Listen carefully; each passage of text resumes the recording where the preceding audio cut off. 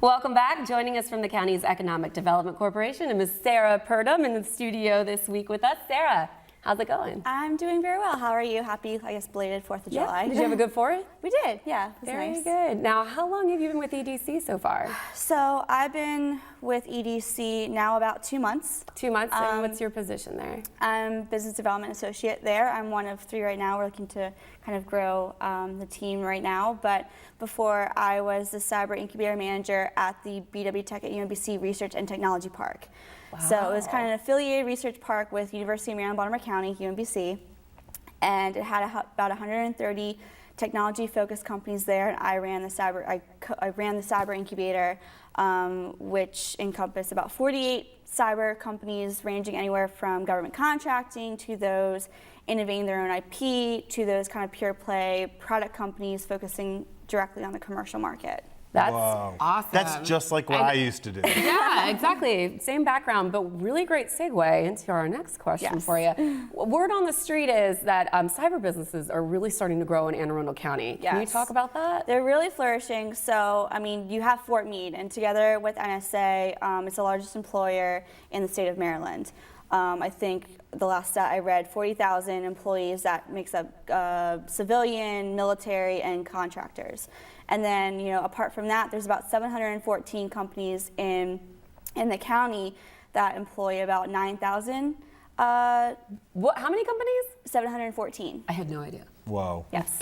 We can't see them. And you have National Business Park. You have, you know, the Raytheons and the Oracles, Northrop Grumman, General Dynamics, and then you have these kind of emerging, silently emerging companies like Synergist, like Bridges Consulting, that are kind of growing, and they're hiring, and they're kind of silent. So they're, and that's part of, you know, the companies that we focus on as well, making sure that they are connected to the right resources and everything. So a lot of consulting firms and a lot of defense contracts. So it sounds like maybe because of our proximity to DC, et cetera, this is a good area. Exactly. We're you know, strategic. I mean, most of the companies that work in the county, I would think one of their customers is Fort Meade or any of the installations kind of in there.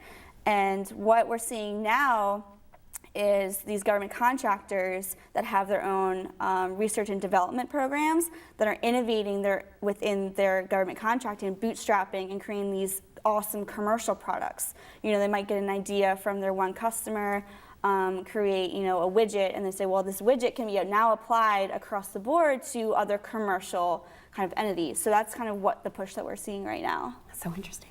So let's get to the best part. Economic Development Corporation has a new program to try and shepherd these growing tech companies through the process. Tell us a little bit about that. Breaking news. Yes, we're very excited about it. So it just got released, I think, Thursday. So it's called the Defense Tech Toolbox, and it's really comprised of 3 components. So one is the Next Stage Fund, and this is a fund ranging from anywhere from $50K to $250K, 0% interest, really no closing costs or any other costs of any kind. Focus on companies less than 100 employees and less than $5 million in revenue. And we structured this because we do also have a Volt loan, really structured for early stage startup companies. And what's nice about the Next Stage Fund, you can stack these funds on top of each other. So someone can apply for Volt, get 50 to 250K, and they get some more employees, they maybe get a contract, they flush out their technology or their product. And then they can apply for this Next Stage Fund to really get them to the next stage. And it's a really great resource for the companies kind of that middle market, either using for lease improvements or hiring new people, or kind of that growth capital. So the second, it's a long-winded answer, it's a lot going on right now. So the second part of that is we're bringing on these 3 consultants on call, and these also are mentors. So Gloria Larkin, CEO of Target Gov, she's here in the county. She does the government contracting piece. She's phenomenal. She knows how to win contracts, rebid, and she really works closely with kind of both sides of the company as well as the customer. Michelle Perry, she was the former Chief Marketing Officer of SourceFire. She's also located in the county. Her kind of niche is go-to-market strategy. So she mainly works with commercial, how to market your technology for maybe a CEO that's, you know, more tech than, you know, service oriented. How to market, how to get customers, how to get revenue. And the third, Andrew Cole from LeClaire Ryan. So LeClaire Ryan is a very large law firm, about 26 offices in the U.S., and his focus is on intellectual property. Right. So what's nice about that firm is when he gets a client, he doesn't need to contract out to another law firm. It's all in-house, so it can be cheaper. Well, plus that's such important advice when you're working on new technology. Exactly. If you don't do the right things and have your patents straight, you're in trouble. Yep, exactly. All right, I got a Shark Tank kind of question for you. gosh. Sure. Okay. So, what are the companies conceivably going to do with this? Can I call it seed money? Is that an appropriate way to put it? Or pre-seed. It could be pre-seed, or seed. They could get multiple. There's multiple funding sources in the state to get you to that kind of Series A. It's pre-Series A, so it could be seed. Yeah. Mm-hmm. So, just generally, what kinds of things do they spend that money on when Hires. they're getting started? I mean, you probably know employees. Computer science, engineering. They could be costly. I mean, the salaries can be up there, especially for someone that has experience. Or we're working with a lot of companies right now. They're expanding to maybe a second office. So it could be signing their lease and maybe need for that type of growth, not for employees, but for real estate. Or maybe they're in between contracts. They don't know if they're going to win it or extend it, and they need some kind of cash in between to kind of stay afloat. Mm-hmm. So that's kind of another way that they can use the funds. Take some money to make money, right? Exactly. We work with companies, and a mentor that I work really closely with, B2B Tech, he said companies are always looking for two things, cash and customers. And you always need one to find the other. So we're really making a push for companies to have that accessibility to find either one or the other or both in the county. Great. I mean, $250K, 0%. Yeah. Yep. Pretty use nice. that at my house. Yeah, I could use that. Yeah, we're too. really excited that we can offer it. We're going to apply. Generally speaking, though, EDC, besides the toolkit, what kind of personalized assistance can you provide to the businesses in the county? So, across the board, I think one of the things that we really focus on is the problem of, there's not enough people to fill these positions, or there's not, what training is out there to train this person to get to the next level, to maybe get a higher salary. So what we provide is a workforce training grant that provides up to 50% reimbursement, up to $1,000 per employee for training. So, you win a new contract, and there's really a big push on a new language like Python or C++ or anything.